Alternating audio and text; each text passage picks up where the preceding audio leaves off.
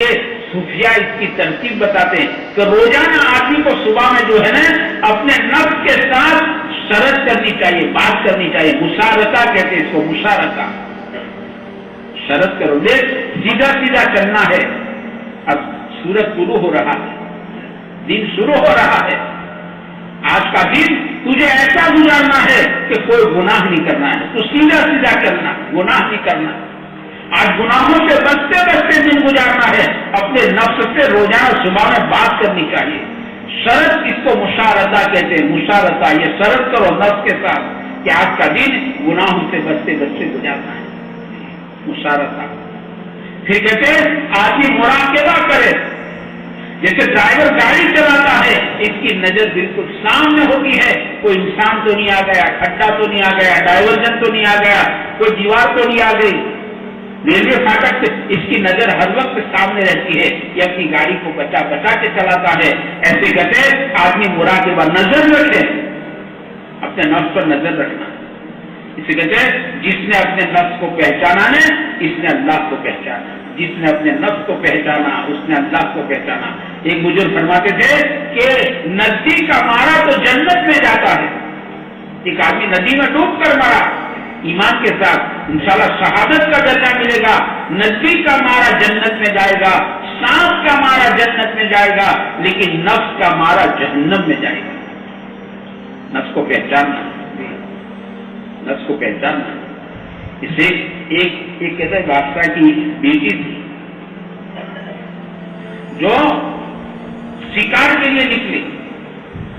اور شکاری کا ایک نشہ ہوتا ہے، ایک نشہ ہے یہ بھی، اسے وقت کا پتہ نہیں چلتا، کتنے دور نکل گئے پتہ نہیں چلتا، ایک نشہ ہے، اسے ہوش نہیں رہتا، اس کا نشانہ شکار ہوتا ہے، اس شکار کرتے کرتے پتہ نہیں کہاں نکل جائے، شکار کرتے کرتے پتہ نہیں صبح سے شام ہو جائے، اس سے ہوش نہیں رہتا۔ یہ صاحبزادی شکار کرتے کرتے بہت آگے نکل گئی، یہاں تک کہ شام ہو گئی، شام ہو گئی، اپنے قافلے سے الگ ہو گئی، رفتہ سے الگ ہو گئی، اسے ہوش آیا کہ تو شام ہو گئی، اب رات ہو گئی،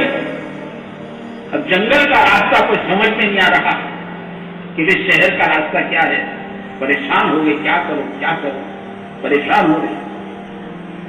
اس نے سوچا کہ اس وقت میں میرا اس راستے سے چلنا، میں نے راستہ دیکھا نہیں، جنگل کا راستہ ہے، رات کا وقت ہے، میرا مناسب نہیں ہے جانا، ادھر کوئی اگر کوئی مکان ہو، کوئی بستی ہو، میں بستی میں رات گزار لوں، یہ بہتر ہے میرے لیے۔ اس نے فیصلہ کیا،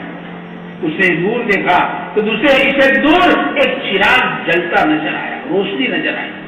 تو سوچا کہ بستی ہوگی، بستی ہونی چاہیے، اس کو نشانہ بنا کر چلی، جو چراغ تھا وہاں دیکھا تو صرف ایک مکان ہے، ایک جھونپڑا ہے،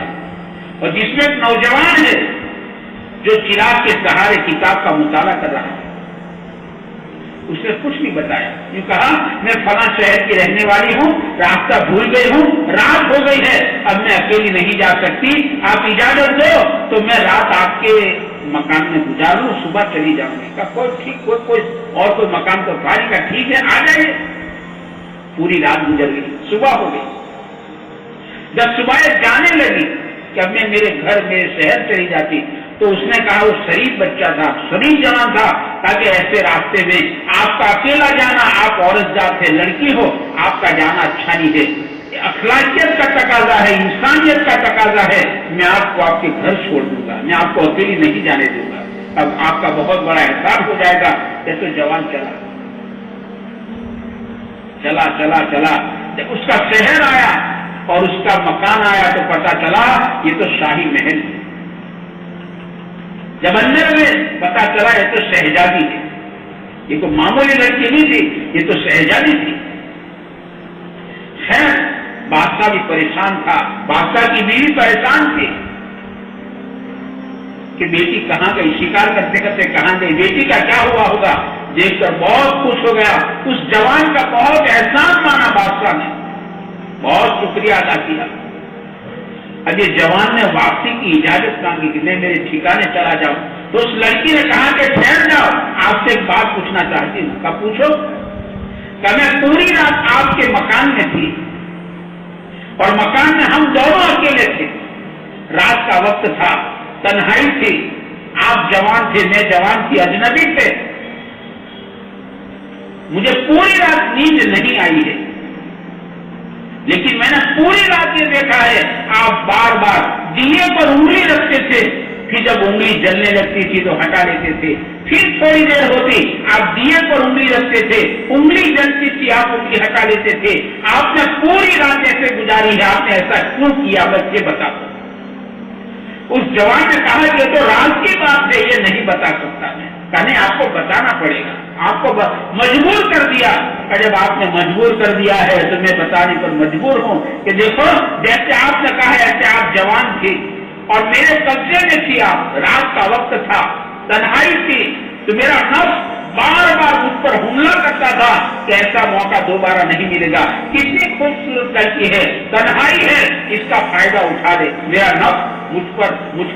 کو وسائل ڈالتا تھا اور حملہ کرتا تھا، تو میں دیے پر انگلی رکھتا تھا، جب انگلی جلنے لگتی تھی تو نفس کو سمجھاتا تھا تو معمولی دیے کی آگ کو برداشت نہیں کر سکتا، اگر تو نے برا کام کر لیا تو جہنم کی آگ جو اس آگ سے 70 گنی تیز ہے، اس آگ کو تو کیسے برداشت کرے گا؟ وہ وسائل ختم ہو جاتی، پھر تھوڑی دیر ہوتی اور پھر نفس حملہ کرتا، پھر میں دیے پر انگلی رکھتا، پھر سمجھاتا، بس ایسے میں نے پوری رات گزاری۔ بادشاہ بھی سن رہا، اس کی بیوی سن رہی تھی۔ بادشاہ کے دل میں آیا، اللہ نے ڈالا، اس سے بہتر داماد کون مل سکتا ہے؟ اتنا اللہ سے ڈرنے والا اور اتنا عفیف اور پاک دامن، اس سے بہتر داماد اپنی بیوی سے بادشاہ بات کر رہا، اس سے بہتر داماد کوئی مل سکتا ہے؟ اس تقوی پر ہوا کا بادشاہ نے اعلان کر دیا کہ آپ نہیں جا سکتے، ہمارا فیصلہ ہے، ہم اپنی بیٹی کو آپ کے نکاح میں دیں گے، آپ کا نکاح ہماری بیٹی کے ساتھ کرائیں گے، اور بیٹی کے ساتھ نکاح ہو گیا۔ کتاب میں لکھا ہے کہ اس جوان نے ایک رات نفس کے خلاف گزاری، ایک رات اپنے آپ کو گناہوں سے بچتے ہوئے گزاری، ایک رات اس نے گناہوں سے بچ کر گزاری، نفس کے خلاف گزاری، کہتے وہی لڑکی حلال بن کر، بیوی بن کر اس کے نکاح کے اندر ہمیشہ کے لیے آ گئی۔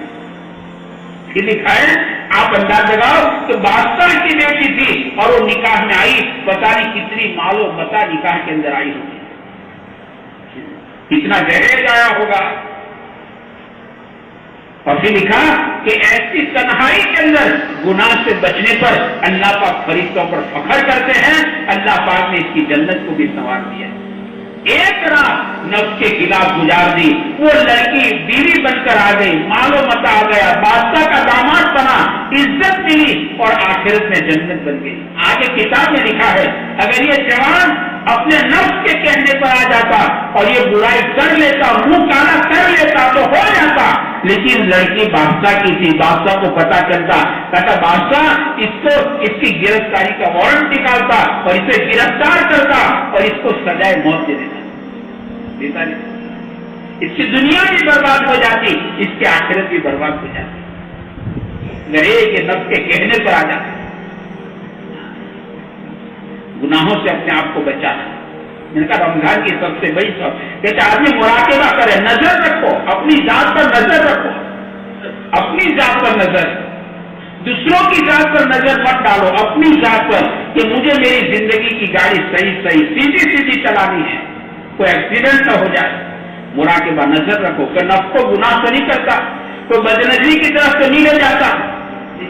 کہ گانوں کی طرف تو نہیں، کیسے نظر رکھو۔ مراقبہ کہتے ہیں رات کو پھر محاسبہ کرو، حساب کتاب کرو، جیسے دکان کا حساب کتاب کرتے ہو، حساب کتاب کرو، آج کا دن میرا کیسا گزرا، میں نے اپنے آپ کو گناہوں سے کتنا بچایا، حساب کرو، محاسبہ کرو۔ اور چوتھی بات لکھی معاقدہ، اگر نفس نے کوئی گناہ کیا ہے تو اس کو سزا کرو، اتنے رکعت نماز پڑھ، اتنے روپے صدقہ کر، تو نے گناہ کیوں کیا، گالی کیوں بولا، بدنظری کیوں کی، غیبت کیوں کی، ماں کو کیوں ستایا،